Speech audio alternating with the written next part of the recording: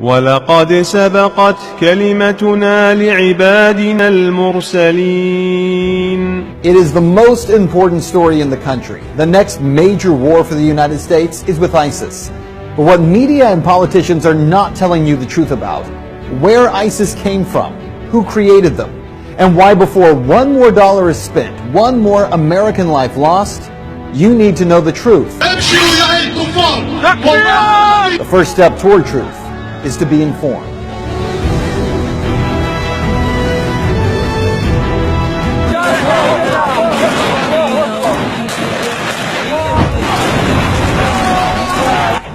The name ISIS is one that every American knows by now. The biggest threat to our national security since Al-Qaeda, right? They are a brutal, savage group known for public beheadings and mass executions. They are the face of the new war on terror. Right now, the U.S. military is conducting airstrikes in Syria in a supposed attempt to take out ISIS targets. Meanwhile, the White House and military leaders are talking about possible boots on the ground in Iraq again, only 3 years after the war in Iraq was declared over. In fact, this war, according to former Defense Secretary Leon Panetta, could last for decades. I think we're looking at kind of a 30-year war kind of history here. So who exactly is ISIS, and where did they come from? It's entirely a creation of the United States' behavior in Iraq. That's how we got to where we are, because of war, because of occupation, because of torture. For answers, we traveled to Los Angeles to meet with Angela Keaton, the founder of antiwar.com. We destabilized and wrecked Iraq. I mean, it caused it to fail miserably, and that's entirely the responsibility of the United States government. There's no one else at fault there. I mean, as horrible as Saddam Hussein was, Iraq was not unstable. It was a functioning country as much as those sorts of things go, and it was not a particularly horrible hellhole if you were a religious minority. To understand where ISIS comes from, you have to understand two storylines. The first is what Keaton just said. When the U.S. first went into Iraq, we blew the country apart. We destroyed the government, toppled Saddam Hussein, destroyed infrastructure, and most importantly, left behind a power vacuum, one that would have never have existed had Hussein not been overthrown by the U.S. government. Daniel McAdams with the Ron Paul Institute says this is an historical fact that media just won't discuss. All of this has to do with U.S. action in the region, which destroyed the infrastructure, which destroyed Iraqi society, which destroyed the government. You had a lot of people who lived under Saddam Hussein, who may not have been as happy as larks. Nevertheless, they were living somewhat normal lives. The U.S. put a government in power in Baghdad that all of a sudden was their enemies, that treated them very, very badly. Now that is the easy part of the story. The U.S. created conditions in Iraq where ISIS could get its start. But here's the other storyline that you have to understand, that even with Saddam gone, ISIS still couldn't have risen to power had it not been for what happened next. ISIS actually began as a small insurgent group in Iraq in 2006. They had no money, no real ability to recruit, but they did work to create very limited problems for the U.S. military. It wasn't until 2009 that ISIS shifted its focus from Iraq, where it was largely unsuccessful in developing a foothold, and focused on the civil war in Syria. Even there, ISIS struggled to gain any foothold because the two largest groups fighting against President Bashar al-Assad were Al-Nusra Front, or Al-Qaeda, and the Free Syrian Army. Then came a pivotal moment that most Americans aren't even aware of. In June of 2013, a northern general for the Free Syrian Army spoke out on Al Jazeera, Qatar, and stated that if international forces did not send weapons, the rebels attempting to overthrow Syrian President Bashar al-Assad would lose their war in just 1 month. Well, only months before, I had personally confronted President Obama about why the U.S. was covertly funding those Syrian rebels. And yet there's some concern about the U.S. funding the Syrian opposition when there are a lot of reports that Al-Qaeda is kind of heading up that opposition. How do you justify the two? Well, I share that concern, and so what we've done is to say we will provide non-lethal assistance to Syrian opposition leadership that are committed to a political transition, committed to an observance of human rights.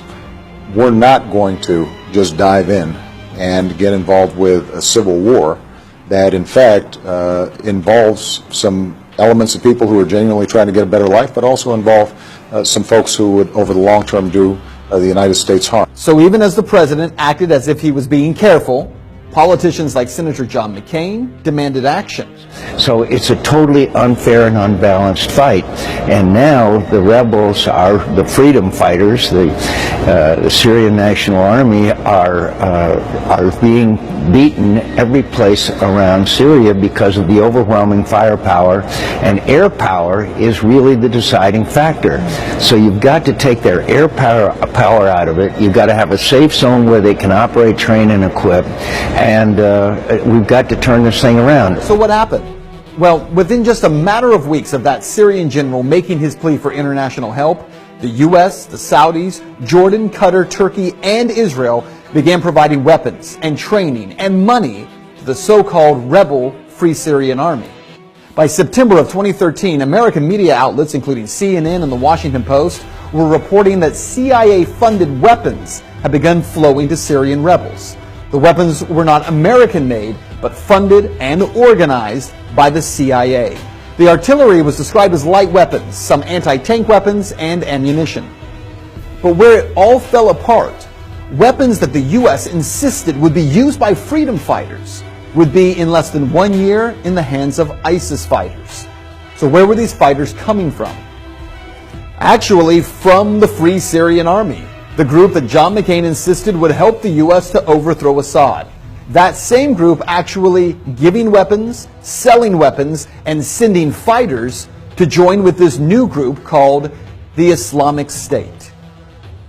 It was in June of 2014 when suddenly, after being a no-name group in Syria, that ISIS emerged, heavily armed and trained by U.S. and coalition special forces, making a dramatic entrance by crossing back over the Syrian border into Iraq, capturing Mosul and much of the northern part of the country.